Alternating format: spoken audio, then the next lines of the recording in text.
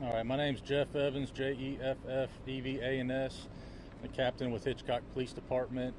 We also have Tim Miller, director for Texas Equusearch, TIMMILLER. What happened? Captain, kind of talk to us a little bit about how you all pinpoint that she was in Missouri. Sure. So we were notified late Tuesday night that she had been missing. Our investigation began at that point. Detectives have been working tirelessly to develop different leads. They chased those leads down, and ultimately we were able to determine that she was in Kansas City, Missouri. We contacted the Houston field office for the FBI. They started working with the Kansas City field office for the FBI and the Kansas City Police Department, and ultimately we were able to locate her in an apartment there in Kansas City, Missouri. What connected you? What obviously without going deep into the investigation? Yeah, it's still a very active investigation right now. The FBI is conducting an investigation of their own as well for potential criminal charges on the federal side. So the details of the investigation aren't going to be released at this time. Is the individual she was with in custody? The Kansas City Police Department and the Kansas City Field Office for the FBI are handling that part of the investigation. I can tell you that our primary objective was to get Leanna returned home, which we were successfully able to do today. Leanna is home and she's reunited with her family. Do you know how she got to Kansas City? Was she flown? Was she taken in a car? She was taken in a car. She was picked up in a car matching the description that we put out on Friday, last Friday. In that original Amber Alert? And the original Amber Alert. Toyota Camry? I can't be certain which car it was. A few cars are playing in my mind right now, but it was a vehicle that matched that description. And was the person she was with the person that picked her up here and took her all the way? It's believed that it is, yes. Now, the apartment complex where she was found, where in Kansas City was that? And then was that where the suspect was living, or was this a hideout for him? I'm not familiar with those specific details. I know that it was Platte County, Kansas City, Missouri. I'm not familiar with Kansas City, Missouri at all, but I know that it was Platte County, Kansas City, Missouri. You didn't know if that was where he was living or a hideout? Yeah, again, that's part of the investigation that Kansas City PD and the Kansas City Field Office for the FBI are working. We're working with them, and there's going to be a lot of conversations over the next few days into charges that are going to be filed and things like that. Now, will the suspect in this case face charges in Galveston County? It's uncertain at this time. You know, again, we have meetings going on over the next few days where the U.S. attorneys are going to be in communication with the Platte County District Attorney and the Galveston County District Attorney, and we're going to try to determine what charges need to be filed.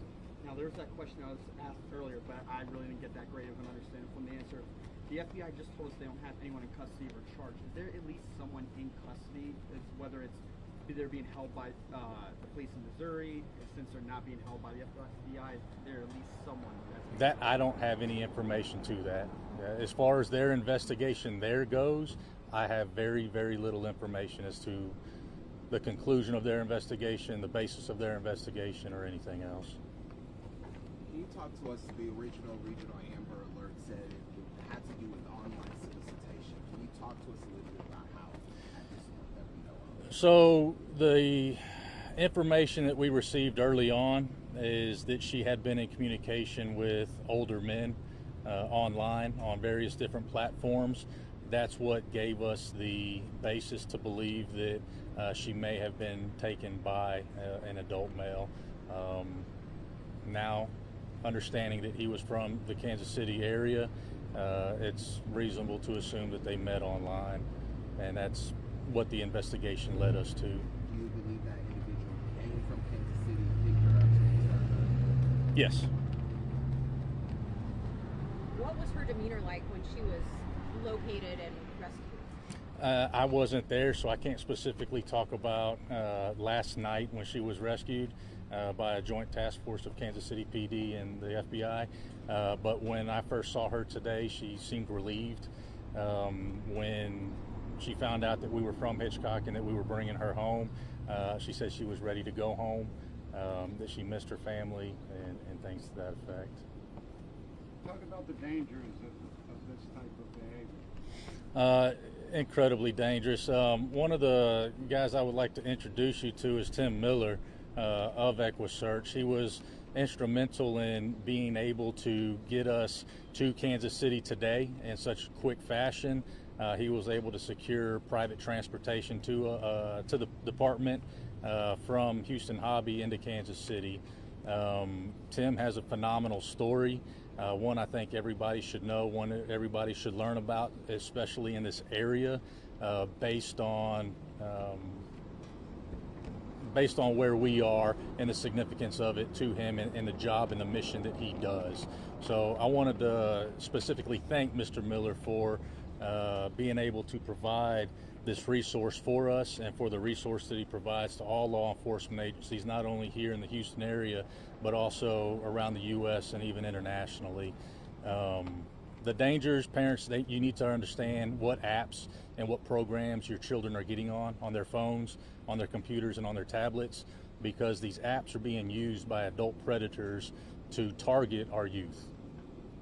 It's incredibly important that we, as the adults, as the parents, understand and take responsibility for what our children are doing and understand what they're doing and the consequences that it can have that can be grave.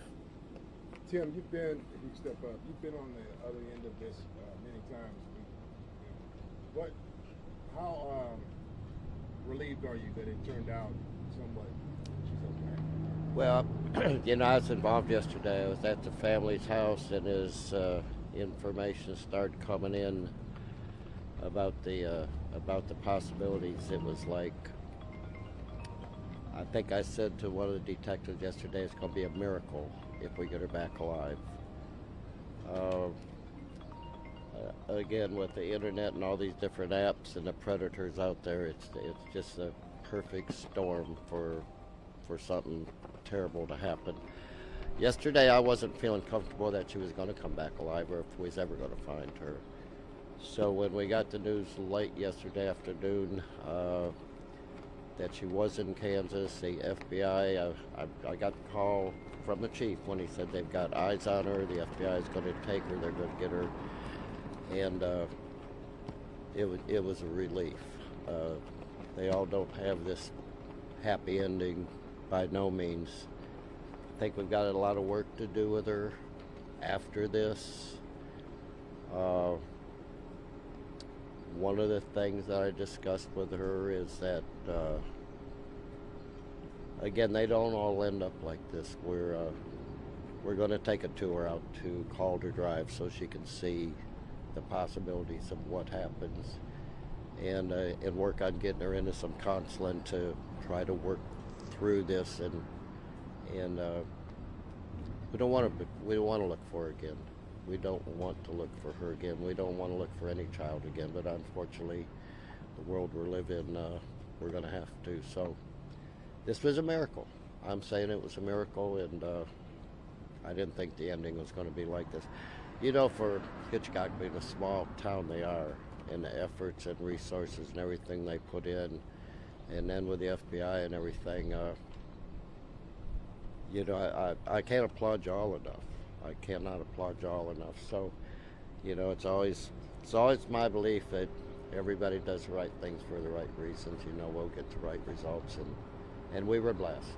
We were blessed and get the right results. Talk about the timeline. How rare is it to have a child return who's been missing this quickly? Do it. I'm sorry.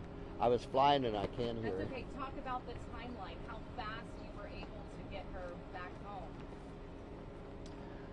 Over the years, we've been blessed with so many resources out there, and I just had to make a phone call and say, hey, listen, we've got a little girl we got to bring back, and can you help us with an airplane? And he said, it's done. It's done. So, a lot of great people out there, and we're blessed to have many of them on our side, So I know when we seen her first with a couple agents up there at the airport and everything, and I can say there's some tears coming out of her eyes. So I think she felt a huge relief. I think she felt safe now. She finally felt safe. And I get a little choked up. They don't always end like this, and God bless us all. I think Grace, so she was last seen on Friday. The family was aware that she had generally gone with some friends or some family and would do that for a few days. When she didn't return on Monday, they grew concerned and they began their own search parties. And it wasn't until her absence on Tuesday that they decided to reach out to local law enforcement here at the Hitchcock Police Department. Early Wednesday morning, we were able to get the Amber Alert issued. Early Thursday morning, we were able to get a statewide Amber Alert issued, and late Thursday afternoon, she was located. Here it is Friday afternoon, and she's home. So, to your question, I think the first 48 hours are incredibly important. And we were fortunate that our 48 hours began a significant time period after her departure, and we were still able to generate the investigative leads to be able to locate her in a safe time and get her home safely. Now, Captain and Jeff, so this is the third time where she's ran away, not to this extent, but the grandparents, which are her parents, said that this is the third time something like this has happened. Is there something that goes into, now the police looking into the grandparents because she's ran away 3 different times and now it's gotten this far? Anything like that? So I'm not familiar with her history at this time, and I'm not going to speculate as to anything that could happen or anything that has happened. I can tell you that right now we're happy that she's home. What do you want to say to the young teens like yourself that are on these sites exploring different situations? Enjoy your youth. My youth passed me too quickly. I think most of us would agree that looking back on it, we all wish we could do things differently. One of the things that we try to impart on the youth that we talk to is that you're going to make bad choices. You're going to make bad decisions. It doesn't make you a bad person, and it doesn't mean that you can't change your trajectory. So enjoy what you're doing now, make responsible decisions, and have fun being a kid. What kind of site was she on? I don't know specifically at this time. There's various social media sites and communication apps. Was she aware that this man was older until he came to pick her up? That's all part of the investigation. We're waiting to get the forensic evidence from the devices that they had from the FBI in Kansas City. We don't have that absolute information at this time. And I'm not sure if you guys had been involved in the previous times that she had gone missing, but what, if you had, what made this escalate to an Amber Alert versus previous? So previously, the family either reported it or they didn't. And again, I hate to speculate because I don't know the extent of the history. I can tell you that the information that we received based on the initial investigation led us to seek an Amber Alert. And the Texas Center for the Missing, jumped on it quickly and were able to help us get that pushed out. Jeff, was she taken to the hospital in Kansas City just to be evaluated and examined? Yeah, she underwent a few different examinations and interviews last night with Kansas City PD. Did you say you all are waiting to get access to the cellular phones that were used? Yeah, we're waiting on the information to be shared with us.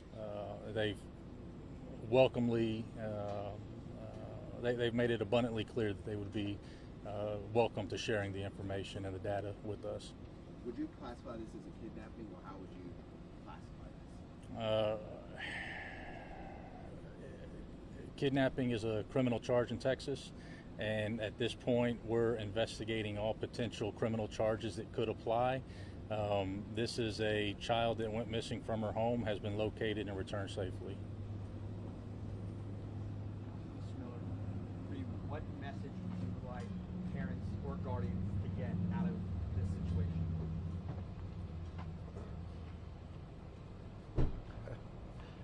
I don't know what message I have today. Just kind of decompressing from what yesterday and today, things have developed. So just happy we're standing here today. Anything else? Thank you all. Thank you all.